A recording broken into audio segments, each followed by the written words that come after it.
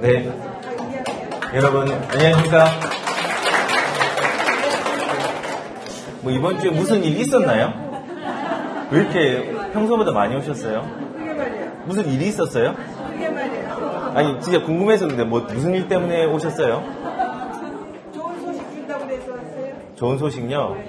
좋은 소식이 뭘까요? 돈 버는 소식. 돈 버는 소식. 일단은 지금 투자하기가 조금 애매하다고 생각되는 사람들이 좀 많을 거예요. 근데 투자는요, 제가 생각할 때는 언제든지 벌 수 있을 것 같아요.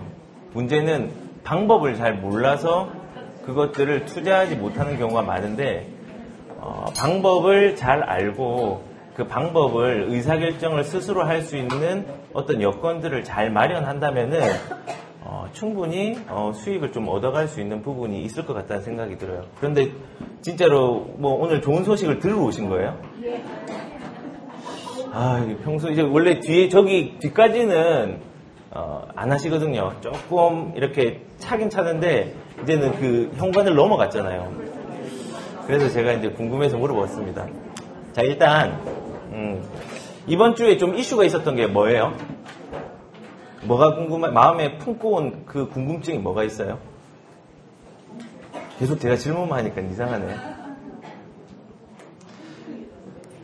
뭐 최근에 뭐 보유세에 대한 부분들이 있었고, 보유세에 대한 부분이 있고, 6월 달에 총선 이후에 그게 조금 강화될 것 같고, 재건축 같은 경우도 초과이익 환수제에 대한 부분들이 실제적으로 80세대밖에 안 되는 반포현대에 나왔는데 1억 3,500이나 나왔고, 그리고 정부는 그러한 부분에 대해서도 강력하게 이제는 실행의 의지까지도 표명을 했고, 그러니까는 재건축이 실제적으로 위축이 되기 시작했어요. 예. 그래서 우리가 실제적으로 이런 부분들이 막 투자를 어떻게 될지 고민을 하고 있는데, 사실은 좀 상황들도 잘 봐야 돼요. 지금 이번 주에 제가 기사를 본 것 중에서 재밌었던 게 이런 거였어요. 혹시 장이동 아세요? 장이동 7구역이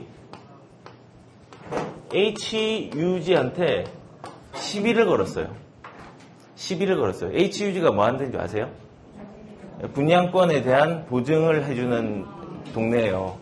근데 얘가 고분양 관리가 우려되는 지역에 대해서는 분양권을 제한을 하잖아요. 그러니까 7구역에서는 열받은 게 뭐냐면은, 나 지금 이제 이거를 분양가를 측정하려고 하는데 2016년도에 5구역 있죠. 레미안이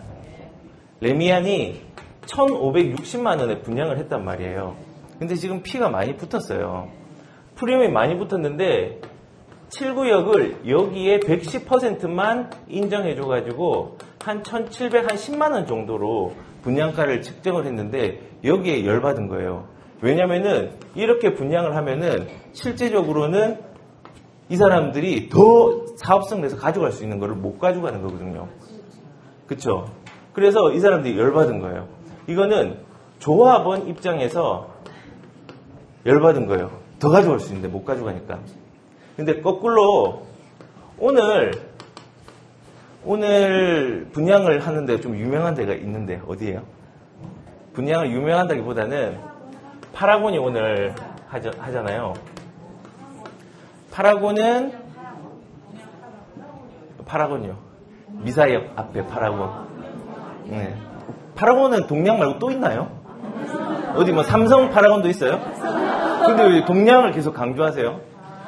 파라곤이 오늘 해요. 근데 여기는 지금 파라곤이 평균이 1,460만 원 정도로 측정이 됐어요.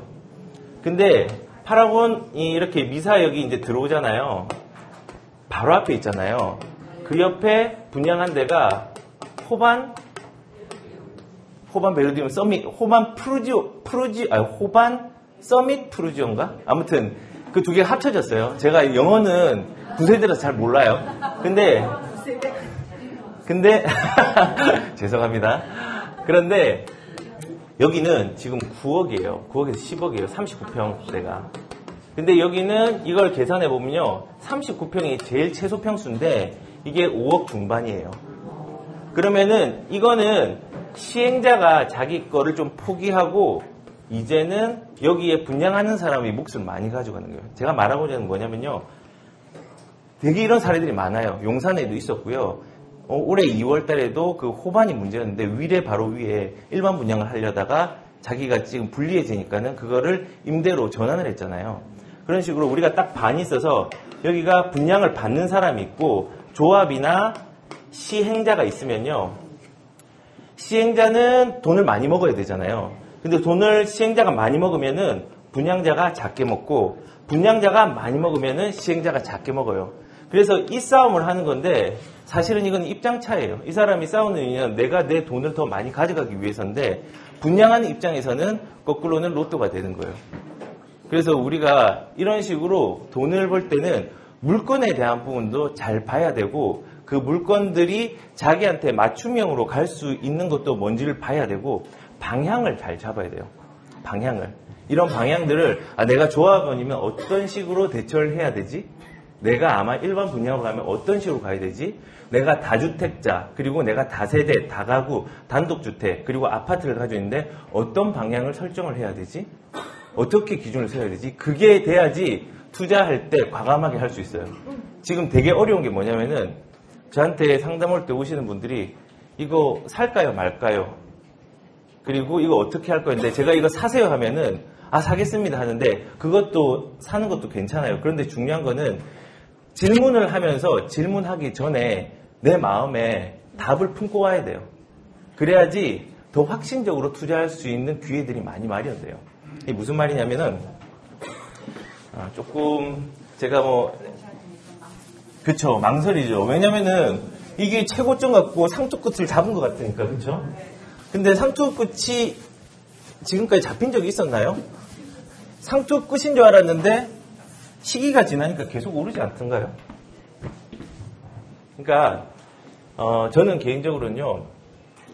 지금 여기 오신 이유가 정보를 듣기 위해 왔잖아요. 그럼 이 정보로 돈을 벌 수 있으면 여기 있는 많은 사람들이 돈을 다 벌었을 거예요. 지금 여기 계시지 않을 것 같아요.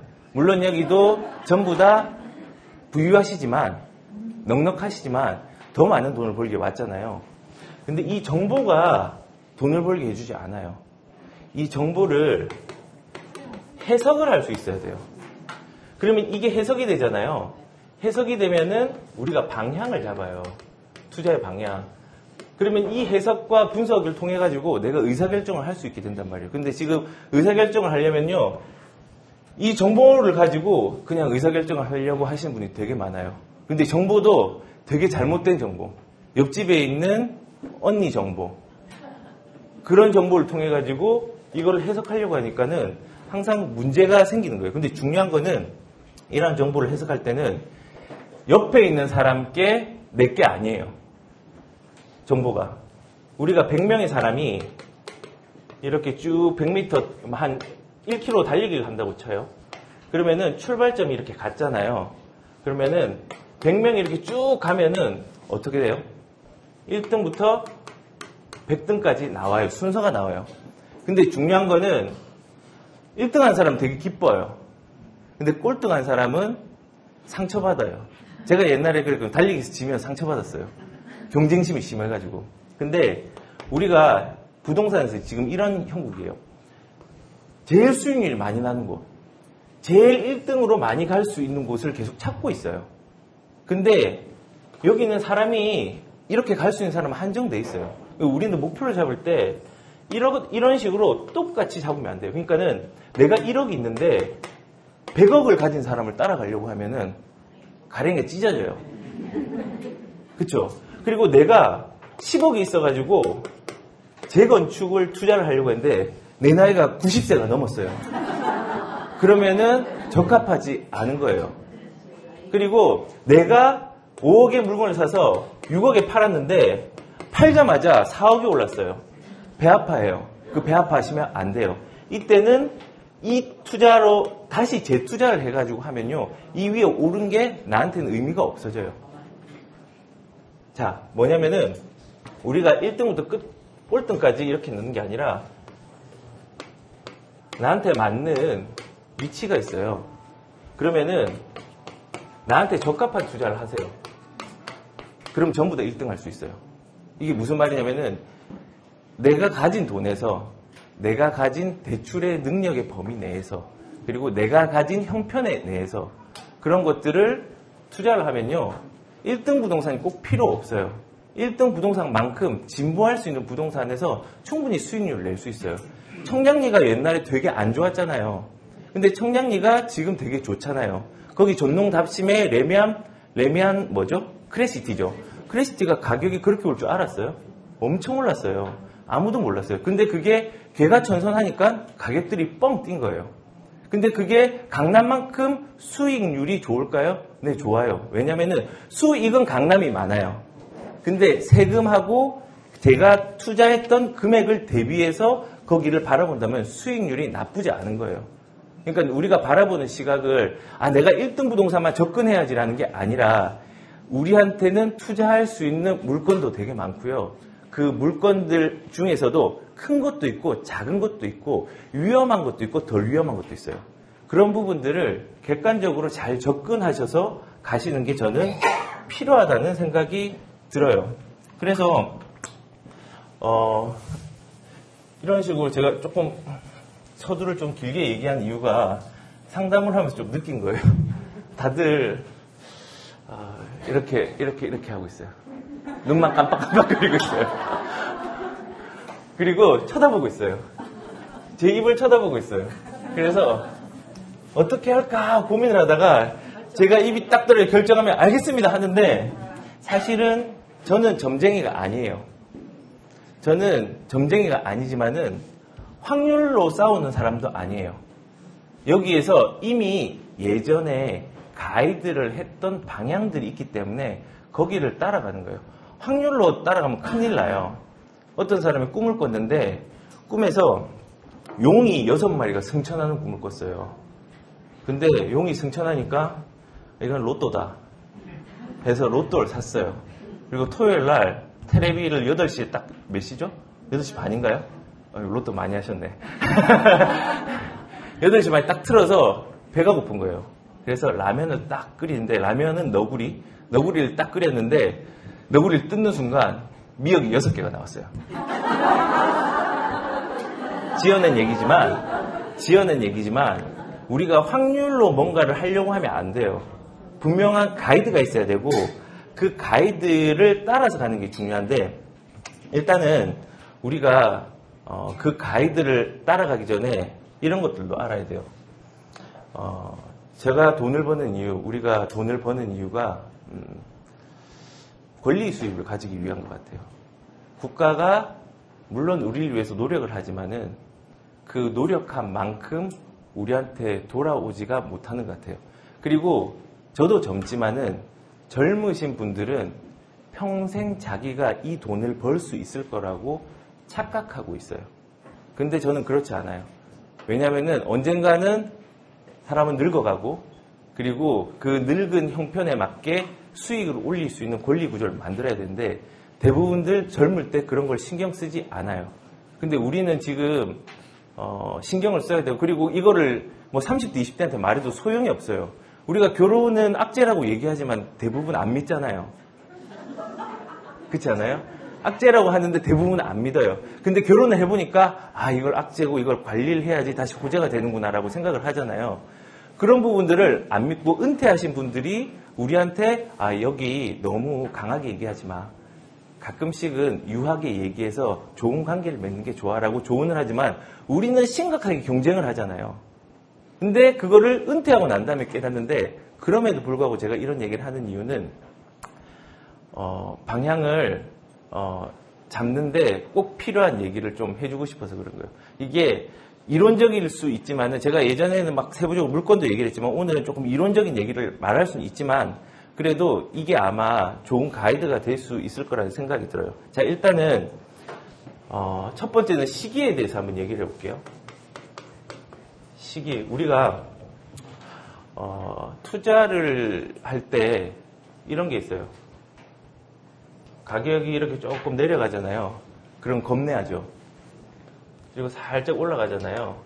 그러면 우리는 여기에는 뭐에 투자를 해야 될까요? A급 물건에다가 투자를 하면서 앞으로 올라갈 물건에 준비를 해야 돼요. 왜냐하면 보통 이렇게 상승을 타면은 가격이 조금 더 올라가는 급상승기가 있거든요. 요거를 대비하기 위해서 이때 미리 A급지를 사놓는 거예요. 그리고 이렇게 올라가잖아요. 그러면은 A급지를 사면 안 돼요. 나중에 내려가잖아요. 그러면은 이거는 갭 메우기용을 준비해야 돼요. 우리가 여기서 여기까지가 한 2017년도 한 11월 정도까지 됐던 것 같아요.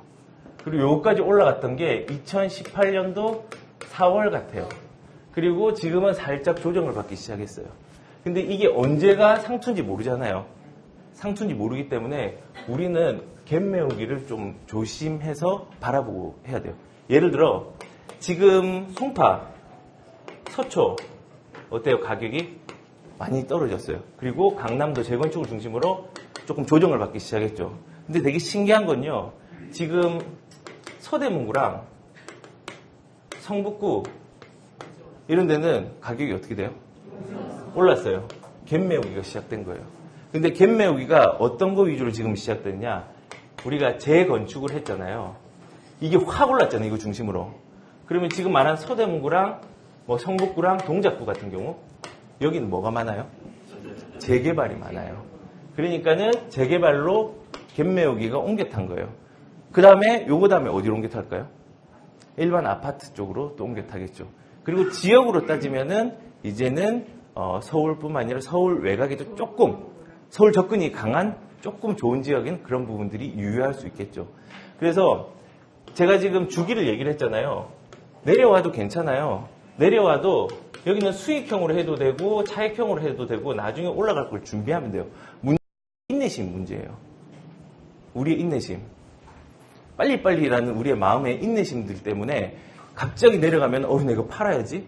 갑자기 올라가면 이거 나 이거 어떻게 해야 돼. 이렇게 안절부절한데 그런 인내심을 그냥 여기서는 계속 이런 식으로 하고 있잖아요. 근데 길게 보면은 결국은 이렇게 움직이는 게 아니라 이런 식으로 움직이고 있어요. 그렇기 때문에 우리가 타이밍을 잡을 때 조금 기다림도 필요해요. 그리고 그 기다림의 방법 자체가 내려갈 때는 조금 수익형하고 차익형을 좀 섞어서 하고 조금 올라갈 때는 차익형으로 하고 A급지로 하고 여기일 때는 갭 메우기용을 하고 이런 식으로 물건과 시기와 투자의 방법들을 조금 다르게 해서 하면은 365일 투자할 수 있어요. 8월 2일 날 투자하신 분 이후에 투자하신 분 있으세요? 전 투자했어요. 그리고 오히려 올라가는 속도보다 내려가는 속도가 더 빠를 수도 있어요. 하지만은 길게 보면은 이것도 올라가는 양상이 될 거예요. 왜냐하면 화폐 가치가 떨어지고 있으니까. 그래서 이러한 시기적인 부분에서 투자를 할 수 있는 게 여러 가지가 있는데 저는 개인적으로는 지금 같은 시기가 은행에 내가 돈을 엄청 많이 넣어놔야지 하지만 제가 좀 상담하신 분 중에 10억을 한 8년, 9년 동안 가지고 계신 분이 있으세요. 그런데 옛날에는 나 이걸로 노후에 잘 살아야지 했는데 지금 10억이 옛날에 부유했던 부유의 기준의 10억하고 같아요? 달라요? 전혀 달라요. 지금 10억을 옛날에 20억하고 비슷하게 봐야 돼요. 자, 그러면은 제가 지금 이런 시기에 대한 부분도 얘기를 했고 여러 가지 얘기했는데 제가 오늘 큰 그림을 좀 잡아드릴게요. 그러니까 큰 그림 잡는다는 게 뭐 예전까지는 제가 저번 주도 그렇고 계속 세금하고 뭐 입지에 대한 부분들을 좀 이제 세부적으로 얘기는 좀 안 했는데 제가 일단 오늘은 큰 그림을 한번 그릴 테니까 그 기준만 좀 잡아가시고 그 기준에 맞게 아마 이제 상담을 하시든지 아니면 다른 이제 전문가를 찾아가가지고 하는 그 기반들을 마련했으면 좋겠어요.